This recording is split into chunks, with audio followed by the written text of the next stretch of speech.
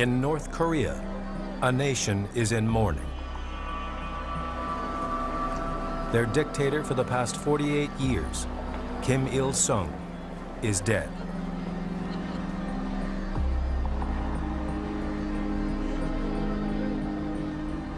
For the North Koreans, Kim Il-sung was a living god. And these people were being told that God was dead.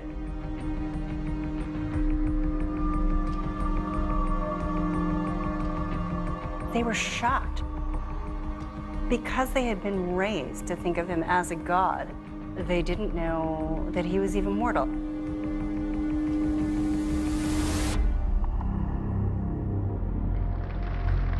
But the myth of Kim's divinity concealed a darker truth. Behind the facade was a brutal ruler whose regime imprisoned, killed, and tortured hundreds of thousands. Kim Il-sung created an atmosphere of fear and paranoia. And everybody knew that they needed to get in line. 자식을 키우면서 날씨 어느 순간인가 나의 자손을 향해서 나가서 꼭 말 조심해라. 말 한마디 잘못했다면 우리 다 죽어. He needed to have absolute control over the people. That means controlling what they think, where they work, what they eat. There's no country in the world that exercises more control and power over its citizens than North Korea. Ironically, the man who turned his country into a kind of prison spent much of his youth fighting for Korean independence.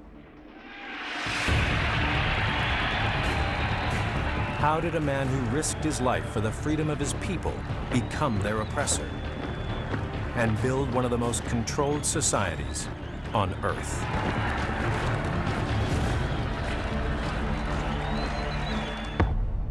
Dictatorships have had an incredible impact in the past century. These dictators ended up learning from one another. They're all different, but many use the same tactics.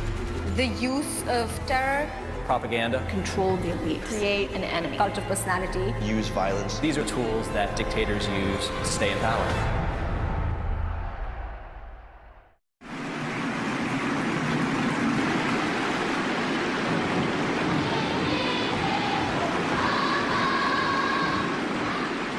The dictatorship Kim Il-sung created in North Korea still survives, nearly 25 years after his death.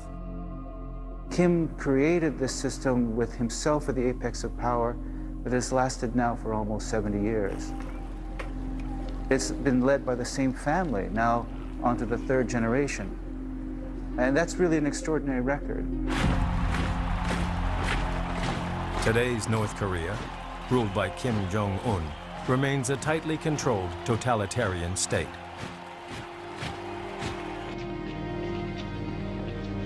If you study Kim Jong-un's ideology, his strategy, his policy, it is very similar to that of his grandfather Kim Il-sung, but with a more modern bent. This is really one of the most isolated, most strictly regulated societies in the world.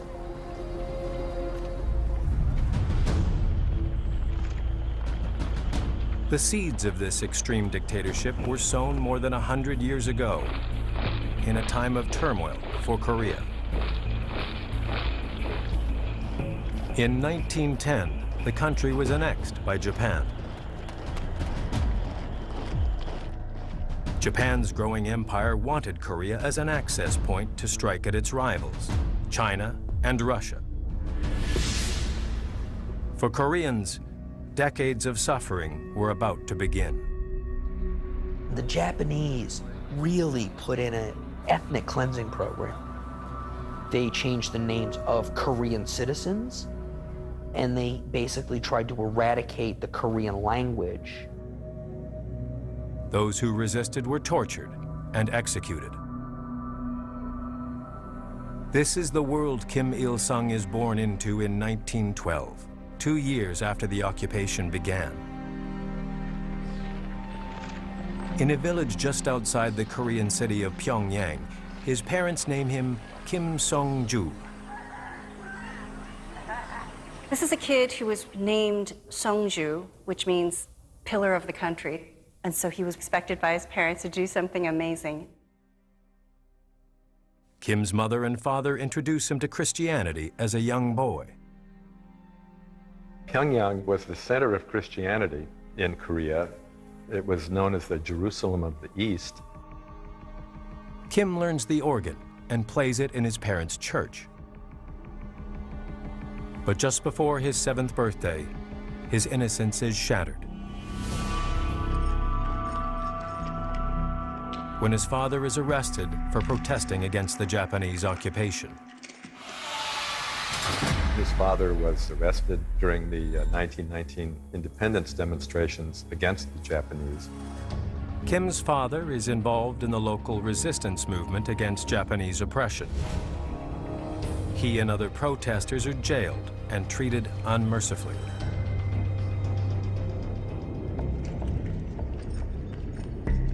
Kim was taken to see his father in prison. And that image of his father, beaten, bruised, tortured, completely emaciated, was seared into his memory. Watching his father suffer instills in Kim a hatred of the Japanese.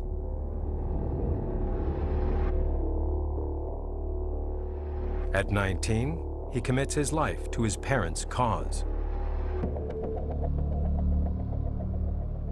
He joins a communist guerrilla group, battling the Japanese army in the mountains near the Korean-Chinese border.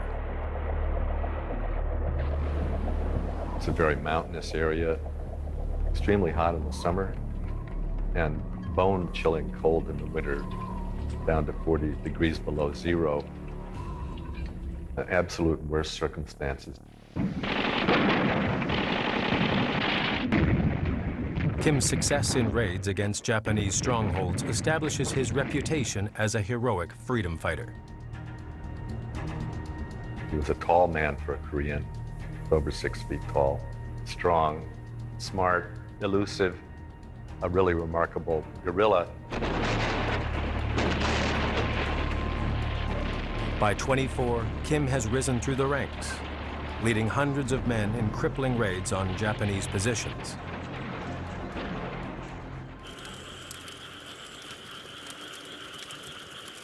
As his fame grows, he becomes an almost legendary figure.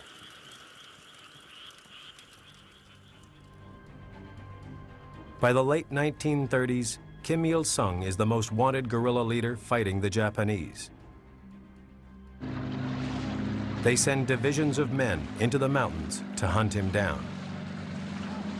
In 1938 and 39, the Japanese threw tens of thousands of soldiers against Kim Il-sung and other guerrillas. These were pitched battles on a major scale. The Japanese kill thousands of guerrillas, but not Kim.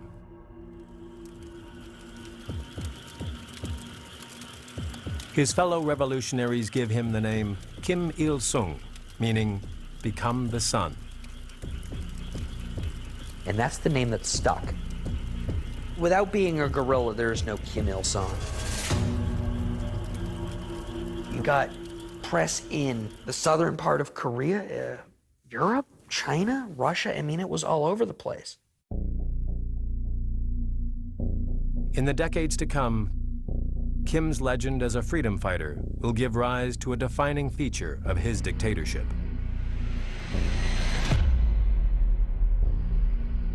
The cult of personality is the idea that the leader possesses superhuman qualities, that the leader is a savior to the nation.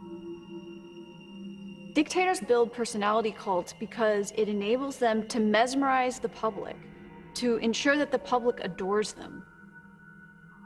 Kim Il-sung was able to do it on a level that we've never seen before. In time, Kim's days as a guerrilla leader will provide the cornerstone of the cult of personality built around him.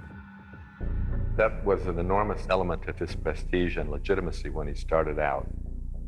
And it remains the core legitimacy of the regime.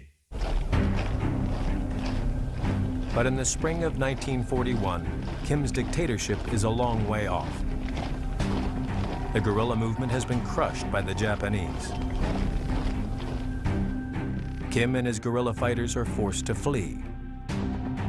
They take refuge in the last safe place left, the Soviet Union. The Soviet army embraces Kim for his resistance to the Japanese. They make him captain and put him in charge of some 160 Korean guerrillas. Kim and his guerrillas train for action against the Japanese. But in June 1941, Germany invades the Soviet Union, forcing the country to defend its western borders.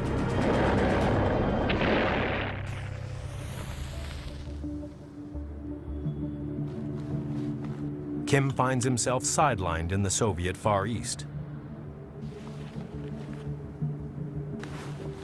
While waiting for action, he closely observes their iron-fisted leader. Kim Il-sung was a student of Joseph Stalin. He had immense respect for Joseph Stalin. Kim has begun a common stage in the development of many dictators. Dictators learn from each other all the time about how they rise to power, about how to deal with opponents, about how you maintain a dictatorship for decades on end. So for many dictators, Joseph Stalin is actually a role model. Stalin used his own cult of personality to secure his position and transform the Soviet Union into an industrial and military powerhouse. He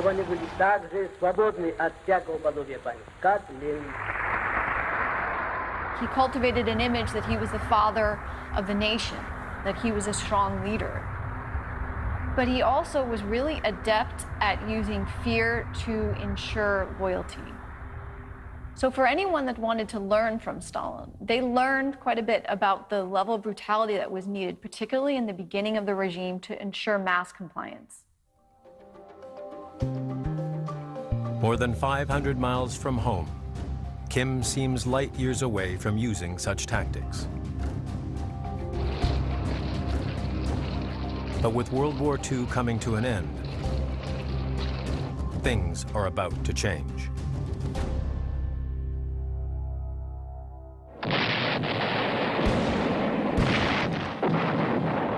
While Kim is sidelined in the Soviet Far East, the Allies crush Hitler's armies in Germany.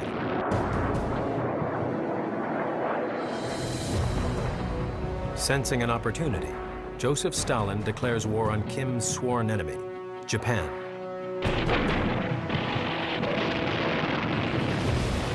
Along with the United States, the Soviets drive the Japanese from Korea.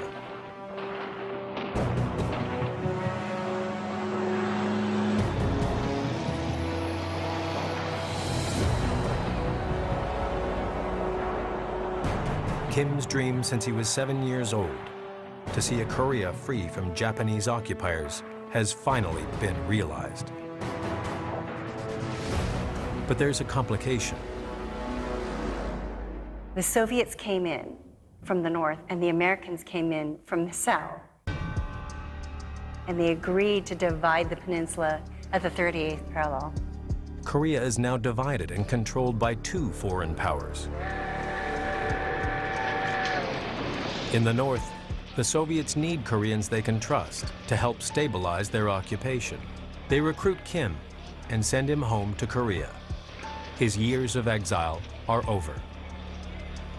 He was brought to Pyongyang and installed by the Soviets as their man in Pyongyang. He was somebody that they saw could really carry out some of the Soviet objectives. The Soviets appoint Kim to a key position, Deputy Commandant in Pyongyang. He acts as a liaison between Soviet occupying forces and local Koreans. It's his first taste of political power, and his ambition kicks in. He begins to envision himself as the one man who can bring North and South Korea back together again, and sets his sights on the leadership of the nation. But what motivated him, I mean, it was personal ambition plus the mission to build a country. He was motivated by a desire to make this country intact. But if Kim is going to become the ruler of Soviet-controlled Korea, he'll have to convince them he's the man for the job. Kim Il-sung's greatest strength was his charisma and his interpersonal skills. I think that helped him enormously. Kim gets a chance to use these skills in the fall of 1945, when resentment against the Soviets begins to build. Many Koreans feel they've traded one occupier for another. They want a Korea free from outside interference. When Korea was occupied by the Soviet Union, there was a lot of turmoil, a lot of uncertainty about the political direction of the country. The Soviets put communists in control, and a lot of people resented that. There came to be quite a bit of anti-communist sentiment, particularly among a lot of young people. November 23, 1945. In Shinweiju, a city on the border with China, Soviet and Korean forces cracked down on an anti-communist student protest. Shinweiju is a mess. Hundreds of people were injured, and there's estimates about 100 students died. Student protests against the violence erupt across North Korea. The Soviets send Kim to Shinweiju in a last-ditch attempt to restore order. It's the opportunity he's been waiting for. Kim was able to calm things down and to say the communists are not your enemy. We have to work together to create a system for everyone. And it really helped. He was a natural hands-on leader. And I think maybe at Shinweiju that was first demonstrated.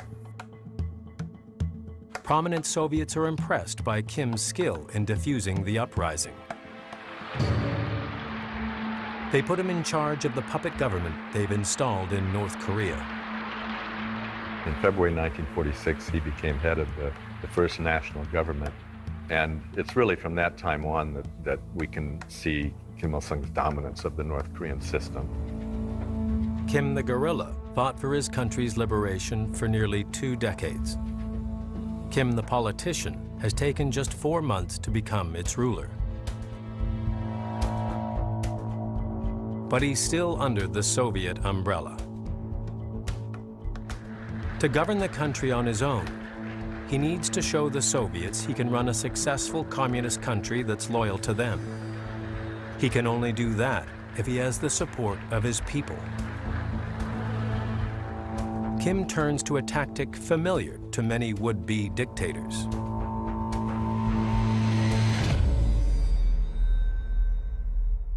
When dictators first take power, they often try to get consent by appealing to as many people as possible, trying to please the masses, trying to ensure that they are loyal to them. They wouldn't want to incite some sort of revolution. The first way is that they try to provide the public with some kind of good and service, like access to education, access to water, electricity. They may make gas much cheaper. They may be lowering taxes. They want to ensure that the masses feel that there's a need for this dictatorship. To win his people over, Kim makes a dramatic offer. Kim Il-sung announced a land reform.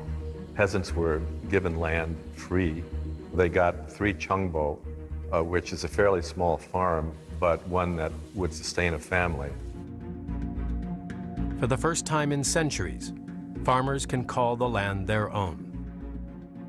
Giving them control over their land, giving them a sense of ownership again after hundreds of years of feudal rule and then these brutal 35 years of Japanese occupation gave the Koreans a sense of pride and a vision of a new Korea. Kim gives 2.4 million acres of land to more than 700,000 farmers and their families. And that's a huge boost to Kim's popularity. Now you have 70% of the Korean population which has directly, materially benefited from the policies of the regime. So that was a very effective tool of getting popular consent for Kim. But Kim still needs consent from a group even more important than the masses. Elites are the biggest threat to any dictator.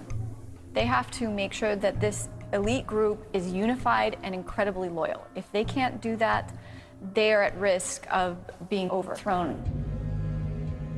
After using the carrot with the masses, Kim uses the stick with the elites, high-ranking communists and other rivals he doesn't trust. Kim was very shrewd in dealing with his enemies. He sent them to South Korea, people who had served the Japanese military officers, other Korean communists, all potential rivals. Over the next 2 years, Kim takes one more step to show the Soviets he's capable of ruling the country without their help, by proving he can defend it. Building from a core group of some 200 of his old guerrilla comrades, he amasses an army of more than 60,000 soldiers. 오늘 조선인민은 자기의 진정한 정권인 북조선 인민연합 창립 2주년을 참석하면서 조선민족의 역사상 처음으로. By 1948, the Soviets are convinced Kim has a firm hold on the country. They begin to pull out.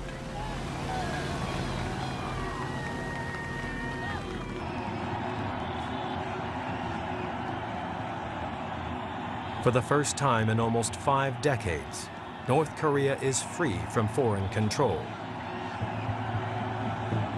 And Kim is the undisputed leader.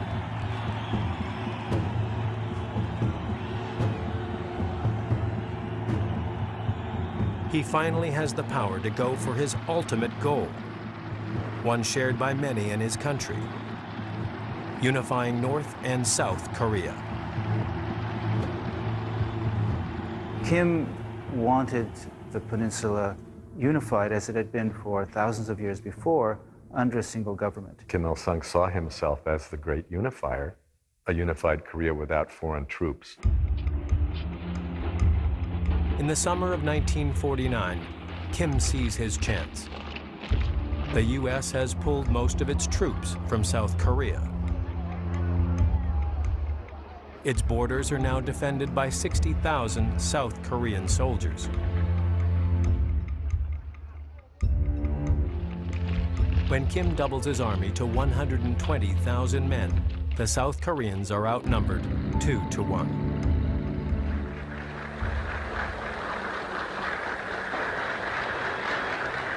이 대국주의자들이 친일파 민족 반역자들이 지지하에서 우리 3천만 민족을 분열하고 우리 조국의 강토를 자기네의 식민지로 만들려고 활동하는 데 있으니 우리 조국에는 위기가 닥쳐왔으니.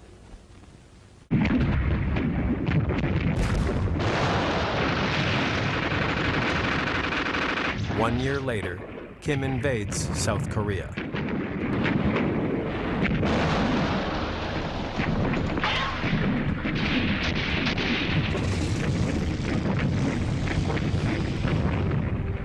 Kim's army steamrolls the outnumbered South Korean forces and pins them into a small corner of the country. He believes his dream of a unified Korea is about to come true. But Kim's made a major miscalculation. What he did not seem to understand was that South Korea had become important to the United States. Worried about the global spread of communism, U.S. President Harry Truman has appealed to the UN for support in defending South Korea. If the United Nations yields to the forces of aggression, no nation will be safe or secure. September 1950.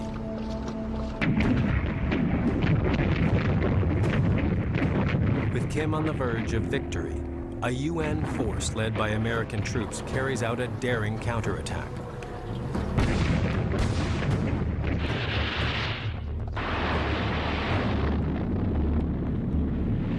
And pushes Kim's army north. Kim's shattered forces retreat across the 38th parallel into North Korea. The UN forces under American leadership came very close to wiping out Kim's regime. Kim's decision to make war on the Korean peninsula has pushed his forces to the brink of disaster.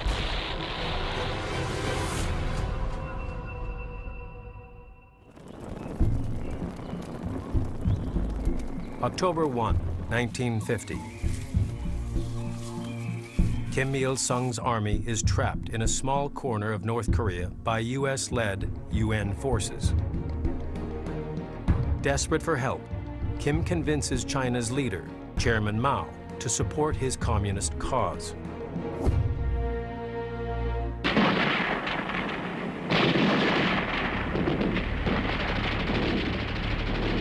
Three weeks later,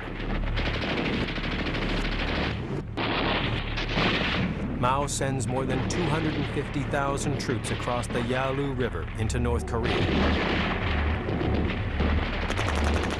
and drives the U.S. back toward the 38th parallel.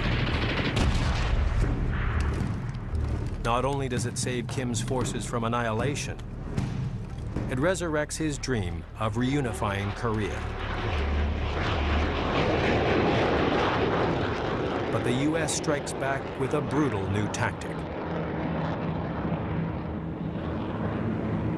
The U.S. began just basically bombing everything, targeting schools, hospitals. It was just a brutal, scorched earth air campaign.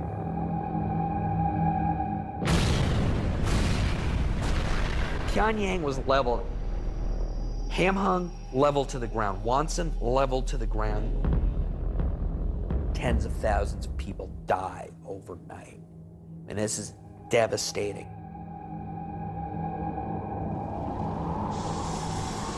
More tonnage of bombs was dropped on North Korea than in all of the Pacific War between the US and Japan during World War II. The U.S. bombing exacts a heavy toll on North Korean civilians. 20% of the nation, nearly 2 million people, lose their lives. It was the most unrestrained U.S. Air Force bombing campaign in the 20th century. It's a disaster for the country and for Kim. He was in a very deep pickle because he's the one who invaded the South with a lot of promises, and it brought a Holocaust upon his country. July 1953, almost 3 years after it began, in the wake of the U.S. bombing. The war ends in a ceasefire. Its exhausted combatants end up where they began, straddling the 38th parallel. It's an abject failure for Kim. His dream of unifying the country has been squashed. North Korea has been bombed into submission, with a fifth of its population dead. And there were many around him who criticized him for that. He was in a very weak position at that point because of his reckless action. But Kim has no intention of ceding his leadership. He begins to take a series of steps that will ensure his hold on the country for years to come. One of the first is a classic move from the dictator's playbook.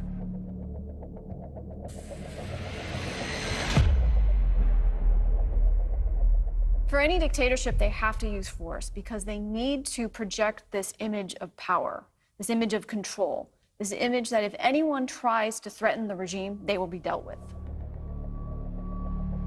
Kim immediately shifts the blame for the war from himself to his rivals, publicly denouncing 12 senior communists who had criticized his handling of it.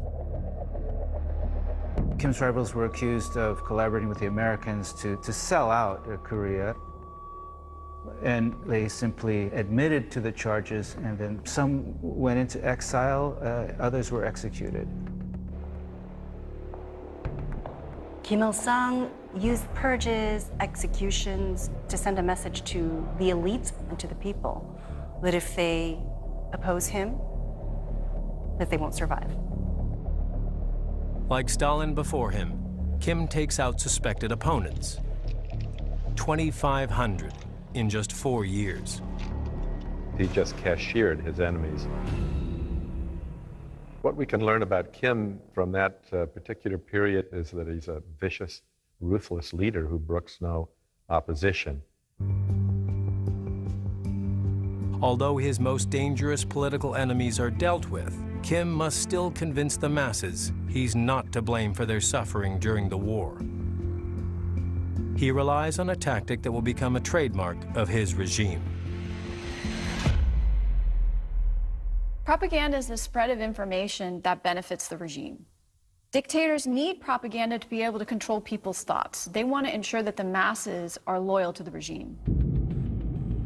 Kim uses a relentless stream of propaganda to create an alternate reality where the U.S. is an imminent threat to the safety of his people. That bombing of North Korea has been a memory kept alive to demonstrate how savage the Americans are.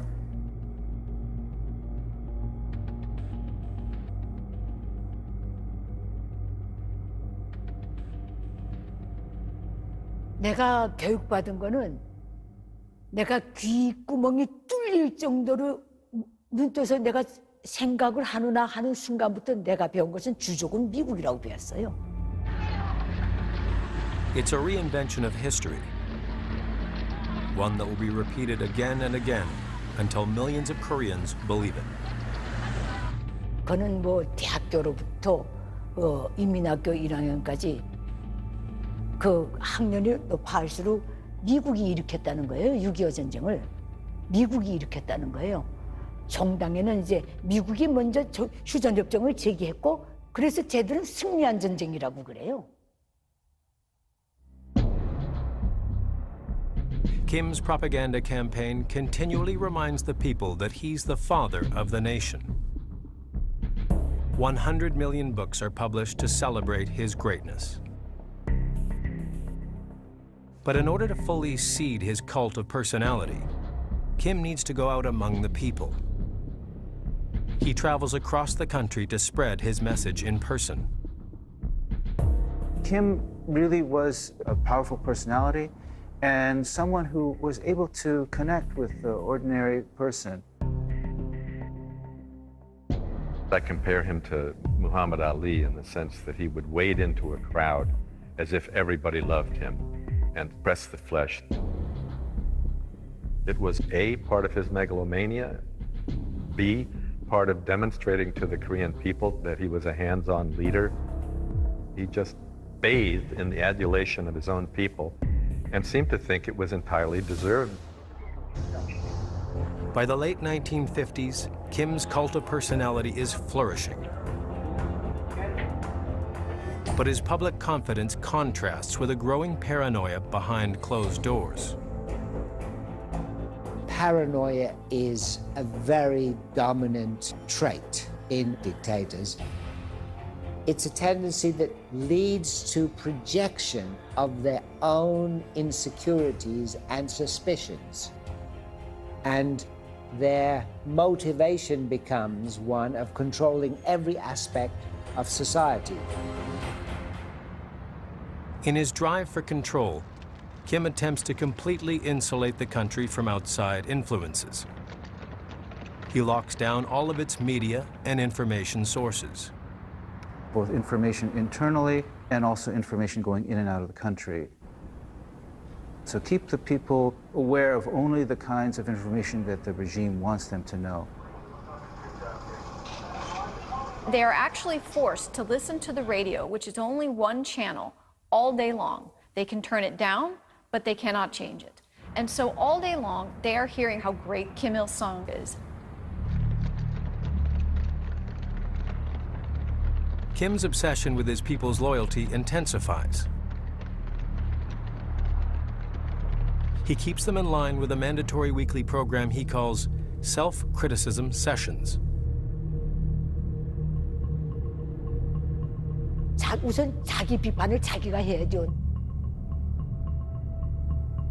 자기 비판만 하면 그자의 말에 의하면 호상 비판을 맹렬하게 해야 사람들이 각성하고 더 혁명화된다는 거예요.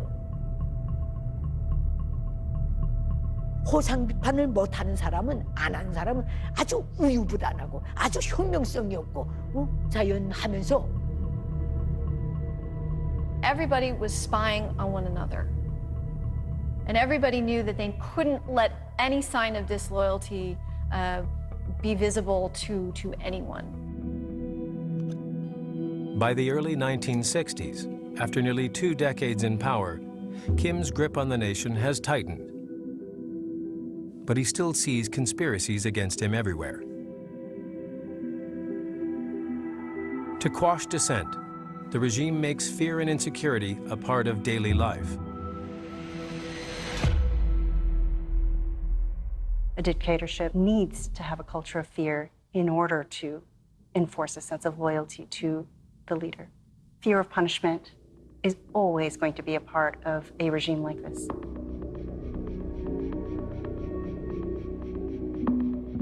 서로가 감시를 붙이고 비판을 하는 이런 뭐 소학교 2학년이나 3학년 때는 신나게 해요. 왜? 그래서 아주 그 깊은 마음을 놓고 사람을 또 남을 비판을 지적을 할 때 그 들뜬 마음에서 그럼 점점 이렇게 성숙하면서 중학교 올라서면서 두려움이 있고 항상 우리는 두려움과 공포 속에서 살고 있어요.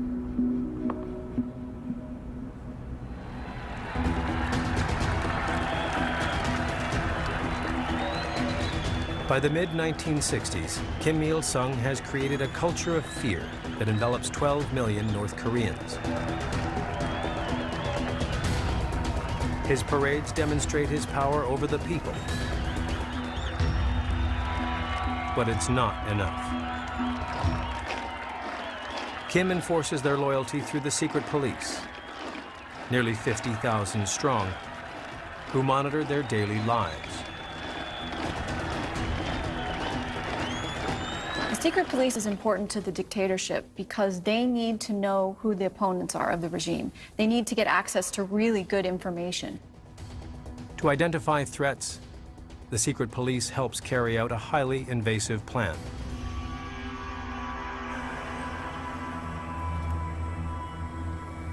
Around the country, agents gather personal information on every individual.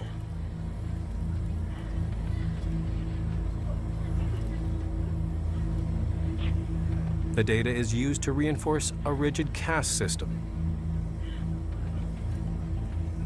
which ranks everyone into 3 categories based on loyalty. Within the 3 categories, there are somewhere between 75 and 95 subdivisions of the population. This determines what kind of work you're going to do, what kind of education you're going to have, where you're going to live. Only the most politically reliable people are allowed to live in the capital, Pyongyang, and the most unreliable people are out in the countryside. The caste system weeds out enemies of the state. The worst of the perceived offenders are sentenced to gulags.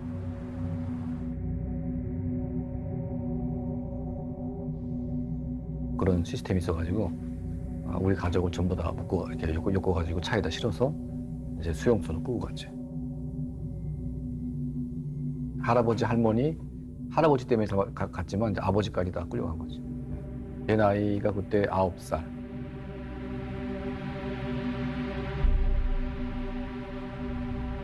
대략 이제 한 3만에서 5만 명 정도 규모의 대규모 수용소였고. 할아버지는 아예 다른 수용소에 끌려가가지고 뭐 아마 처형당한 걸로 알고 있고.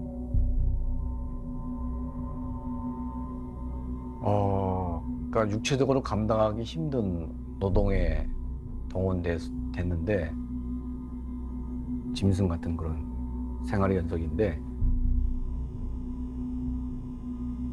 One of the harsh realities of North Korean detention facilities is they will be subjected to torture, sexual abuse, forced medical procedures.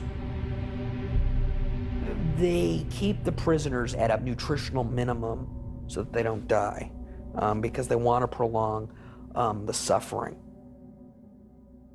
정신적으로 힘든 거는 이제 가끔 이런 것들을 다 보게 하는데 목을 매달려서 죽는 사람을 처음 봤고 거기다가 돌을 던져서 또 막 얼굴을 만시체 만들어 놓고 그러니까 이제 까마귀 떼가 밤새 날아와가지고 막 쪼아먹게 만들어 놓고.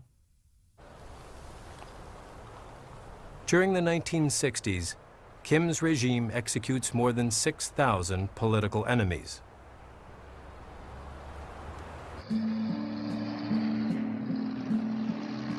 As the end of the decade nears, a culture of fear has permeated all corners of the country.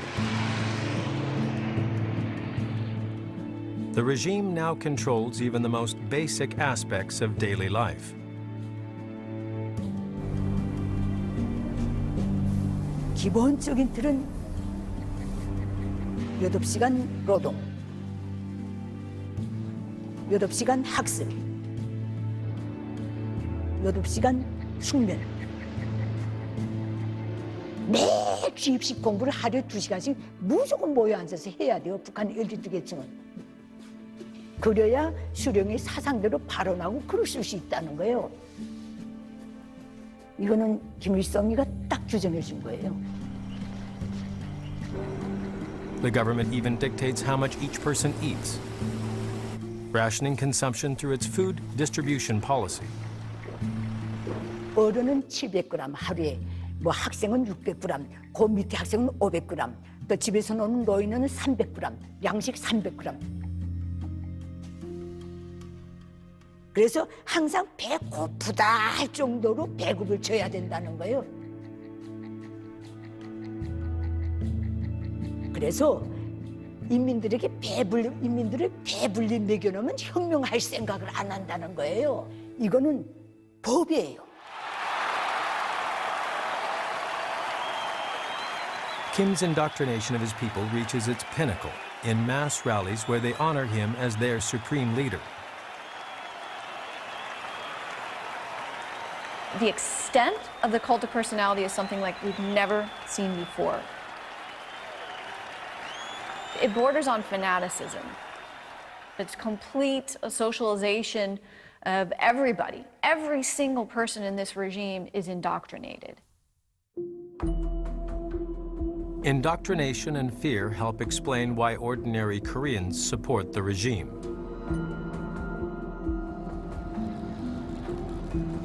But there are other forces at work, including history. For the past 600 years, North Koreans have never known real political freedom. They were either ruled by absolute Korean monarchs or the Japanese emperor. 우리 북한 지역은요, 자유민주주의 공기를 한 초도 맡아보지 못한 지역이에요. 자유란 공기도 맡아본 사람이 자유의 가치를 아는 거예요. Kim also exploits an intrinsic value of traditional Korean society. He tapped into a very Korean trait, which is conformism, understanding where your place in society is and trying not to stray outside that place that's dictated for you. So Koreans don't want to go outside the group. They want to do what the group is doing.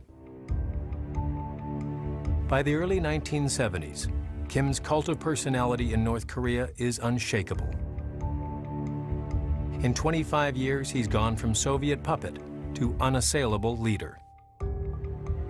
But Kim's still haunted by one question. How can he ensure his regime continues after his death? Kim knows he's not going to live forever. He saw what happened in the Soviet Union after Stalin died. Confusion in the political leadership took the country in what Kim thought was the wrong direction. And he didn't want to have that happen in North Korea. He settles on a rare and unconventional plan for a communist dictator approaching the end of his rule. He looked to his family. After all, who do you trust more than the people within your own immediate family?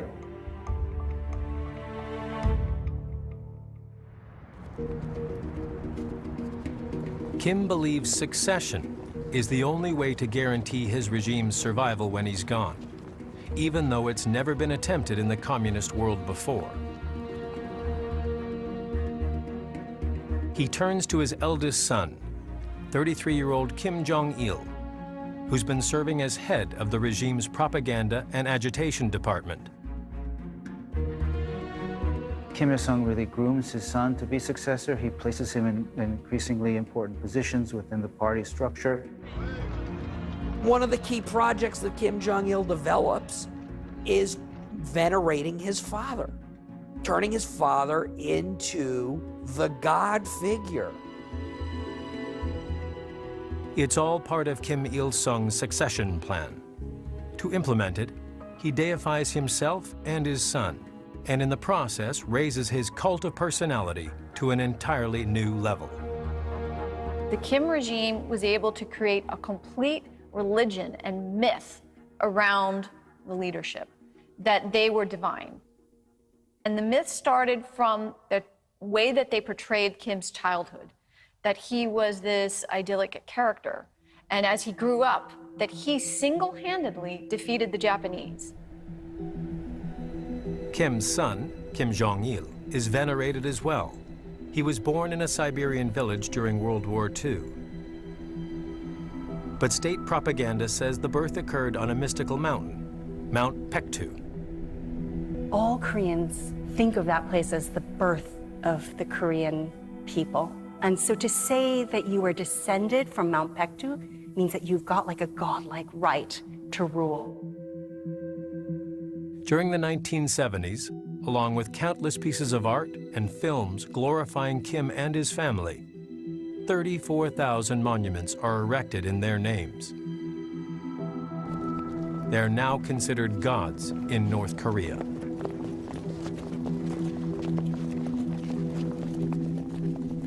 Kim is satisfied, his succession is in place, and he can kind of step back. From that point onward, Kim Jong-il is really doing a lot of the day-to-day governing of the country.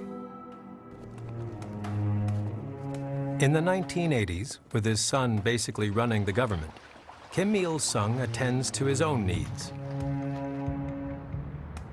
By some estimates, Kim caused more than 200,000 deaths in his gulags, but he's obsessed with prolonging his own life to 120. To do it, Kim has set up the Longevity Research Institute. Its only mission is to keep him alive. They used to gather men that were of the same height and weight and age as Kim Il-sung, try medical treatments on them. 15 North Koreans were fitted with pacemakers to make sure the pacemakers were going to work when they went to install the pacemaker on Kim Il-sung. Kim orders his doctors to give him dozens of blood transfusions from healthy young men. He spends hours around young children, hoping to absorb some of their energy.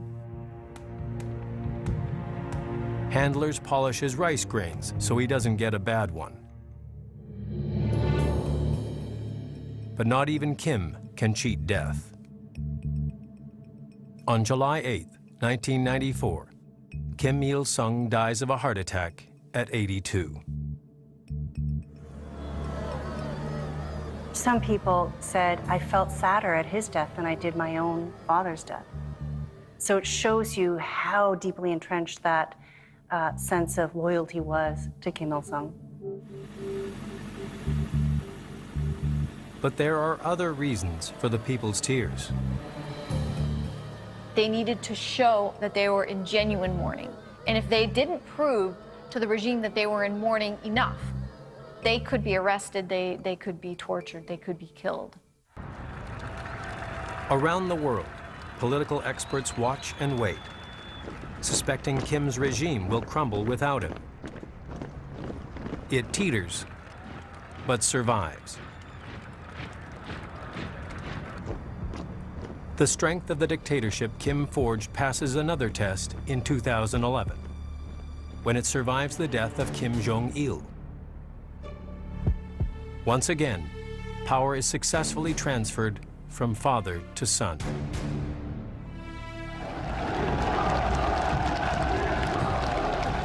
Today, under Kim Jong-un, the regime has fortified itself through the emulation of its founder.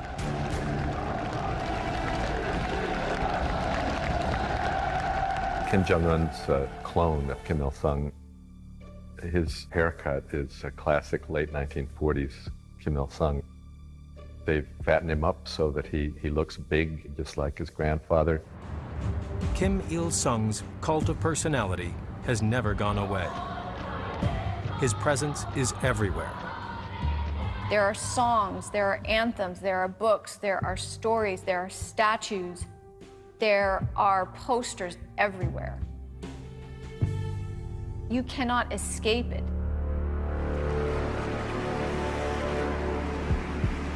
In the end, Kim Il-sung did something no other communist dictator of the 20th century could pull off. He created a dynasty. By passing on leadership of his country to his son, he engineered this hereditary succession. We had never seen anything like that in the communist world. Ironically, after struggling to free his people from the abuses of Japanese rule, Kim Il-sung created a system that brought more suffering to his people. 또 그 과정에서 많은 또 인명 피해가 발생을 했고.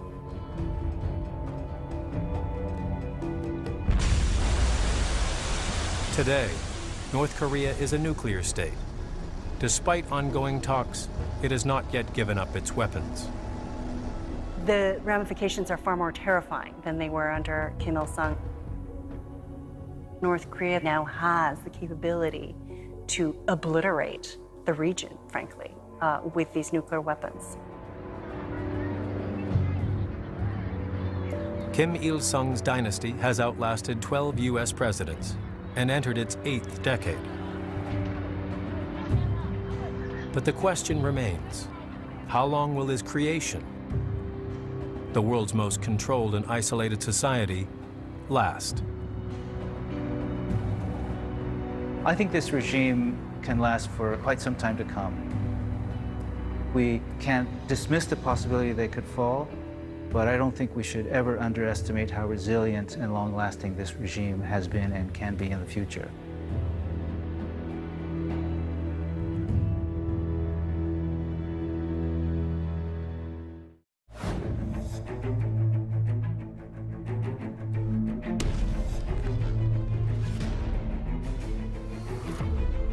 To order the Dictator's Playbook on DVD, visit shoppbs.org or call 1-800-PLAY-PBS.